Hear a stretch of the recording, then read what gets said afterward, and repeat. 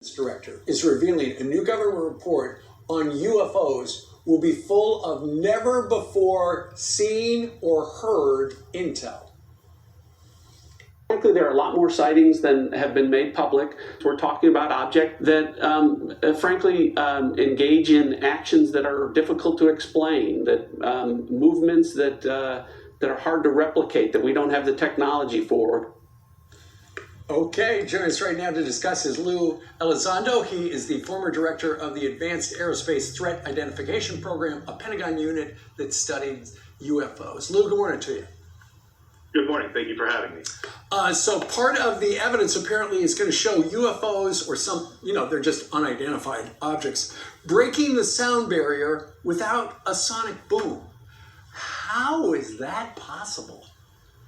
Well, I think that's probably the crux of the problem, that we are seeing these, let's call them vehicles, if you will, that are incurring into controlled U.S. airspace, that are displaying performance characteristics that are frankly well beyond anything that we can either replicate or in some cases really even understand.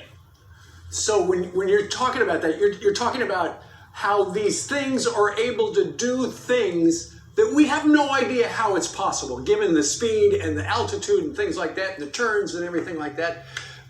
I'm sure you've got the top physics experts in the world working on this. Can they come up with any explanation?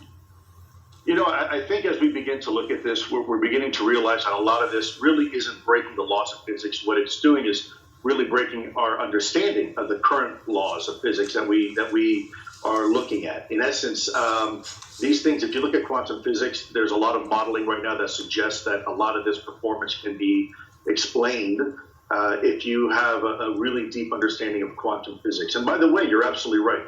There's 5 unique observables that these things are displaying. One is instantaneous acceleration. The second one is hypersonic velocity.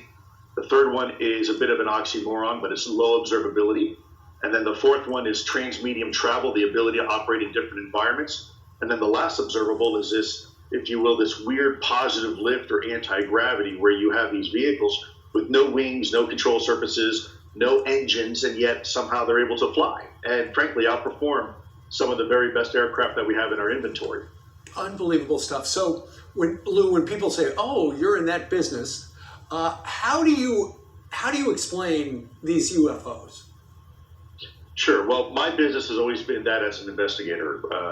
I was an intelligence officer for the U.S. government, so my business was just to find the truth, whatever the truth is, whether it's a terrorism investigation or counter-espionage. Yeah, we applied the same methodologies we did investigating terrorist, if you will, operations and operatives as we did with this. And the information is very compelling. It's real. Yeah. Okay, it's real. Are they from another planet?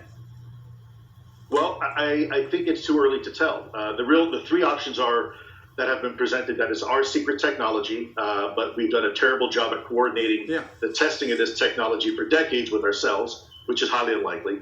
The second option is that it's foreign adversarial technology, which, if you were to ask me, would be a huge intelligence failure of this country because we've been technologically leapfrogged.